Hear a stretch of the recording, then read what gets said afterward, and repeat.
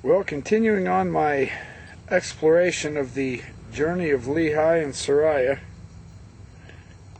and the trail in the deserts of Arabia. By contrast, I'm here in the absolutely gorgeous Yellowstone National Park. Abundant water, abundant wildlife, so on and so forth. I'll go up here to this nice pretty forest shot. The idea that I'm sure, see if I can get that adjusted. The idea that I'm sure you're aware of now is that we have some serious candidates for some serious geological and geographical situations in the Book of Mormon, in that book, First Nephi, which I believe now, really, truly, is the absolute strongest part of the Book of Mormon, as far as the scientific world of geology, geography, archaeology, so on and so forth. The travel account in the Book of Mormon is powerful. Warren P. Aston, Across Arabia with Lehi and Sariah, Truth Shall Spring Out of the Earth. This is in the Journal of Book of Mormon Studies, Volume 15, Number 2, for 2006. Aston is one of the Book of Mormon explorers. On page 10, he notes, the various efforts of Lehi and Sariah's monumental journey from Jerusalem to Bountiful through the modern lands of Israel, Jordan, Saudi Arabia, Yemen, and Oman. These efforts have demonstrated quite clearly that the incidental details recorded by Nephi fit the ancient world of the ancient Near East accurately. A broad consensus on the route taken, in addition to totally plausible locations for almost all of the important places in Nephi's text, has resulted. The aim of the Book of Mormon research, now this is important how Aston approaches this, and I want this to be crystal clear also. The aim of Book of Mormon research is to shed light on its message by providing meaningful perspectives and to establish plausibility for the setting and details of the account. Those who claim to have found empirical proof for the Book of Mormon misunderstand not only doctrine, but also the very nature of archaeological and historical research, which is highly tentative and subject to revision.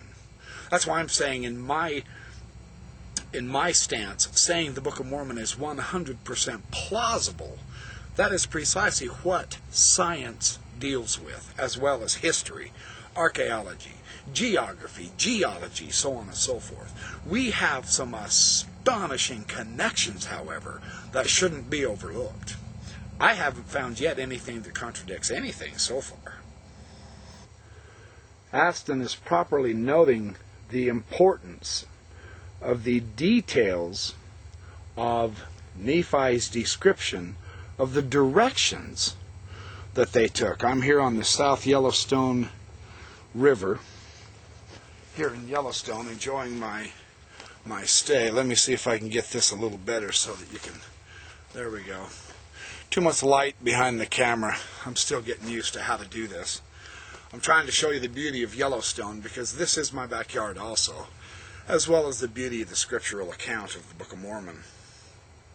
Some of the ideas of Aston are very interesting in relation to the directions.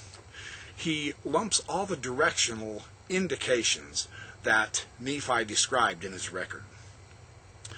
Nephi tells us that it includes the course of their travels, his directions. He does record a directional statement for each of the 5 stages of his land travel. And that's interesting. From Jerusalem area to the valley of Lemuel, we departed into the wilderness by the borders near the shore of the Red Sea, in the borders which are nearer the Red Sea. 1 Nephi 2, 4, and 5. Potter has some interesting information on that I'll share with you. From the valley of Lemuel to Shazer, he says, we traveled in nearly a south-southeast direction. 1 Nephi 16, 13. He notes, from Shazer to the place where Nephi broke his bow, we did go forth again following the same direction. 1 Nephi 16, 14. From the place where the bow broke to Nahum, he says, we did travel again nearly the same course as in the beginning. 1 Nephi 16:33, And then finally, from Nahom to Banifal, we did travel nearly eastward from that time forth, 1 Nephi 17:1. The first four statements are directionally correct for an overland trail from Jerusalem to the Red Sea and then down the western side of Arabia. It means that evidence that Nephi's directions mean the same as they do today. Note how Nephi was able to determine that the direction to Shazer was not merely southeast, but nearly southeast. He could differentiate a slight direction, a slight adjustment in the direction, and that's important to understand. Nearly the same course, he says, in his fourth stage of travels. His ability to determine directions accurately has profound implications when he writes that the final stage was nearly eastward. As he had earlier done, Nephi would surely have recorded a more specific direction if it was possible for him. As I will later show, the site that best matches Nephi's Banifal lies in fact almost directly due east from Nahom. That has been confirmed now. In this article, it documents a location now attested archaeologically. And it does. And let me show you the map of how this works. This is a very good map. I'll show you a map that I've been given permission to use in the Journey of Faith by S. Kemp Brown. Okay, this is mega sophisticated here. You'll notice up here is Jerusalem. The Dead Sea's right there. Lehi traveled due southeast till he got to Wadi Tayyib al-Izm, which is the best candidate for the Valley of Lemuel. He's on the west side, or on the side of the Gulf of Aqaba. Interestingly, they go through Arad, according to this particular interpretation, past the mines of Timnah. From the Valley of Lemuel, the sons went back and forth to Jerusalem 5 times, passing Timnah. They went back twice, but they passed those mines of Timnah 5 times. The pharaohs of Egypt worked those mines of Timnah. This is exactly where it's very plausible, right here, where Nephi could have learned his ancient metallurgical skills. From this point, they travel south-southeast. And you can see the trail there. Let me zoom out here, and I'll show you this map. It's a very well drawn map. Well, let me straighten this out for you. There we go. From this point here, they're traveling southeast, all the way down to Nahom.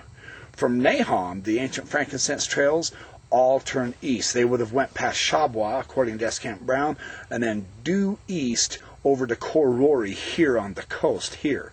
Khor Karfat, Wadi Sheikh, and Khor Rori is right here. Due east from Nahom. That's exactly what the directions call for. Southeast here, and then from Nahom, due east, all the way over to the coast. And it is only right here that there are enough trees growing that they could build a ship, that it is a bountiful region, and they have found all of the details in Nephi's encounter. I'll share that with you. It's seriously, incredibly interesting how the ancient frankincense trail really does go the way that Nephi mentioned. Aston notes, let me get this so that I can be a little more comfortable. I'm going to lean against this tree here. Hopefully it won't fall on me. Aston notes in his article that the ancient trade routes, the frankincense trail and the ancient trade routes in Saudi Arabia, were a viable place for Lehi to have traveled. He says this on page 12. He says the ancient trade routes, the so-called frankincense trail, that brought incense and other products up from southern Arabia to the Mediterranean, this region is connected water sources, and that's why it was important to follow that trail. But it also followed desert terrain suitable for camel caravans, as Lehi's party would almost surely have done. Some early writers assumed that Lehi followed the entire trade route in reverse.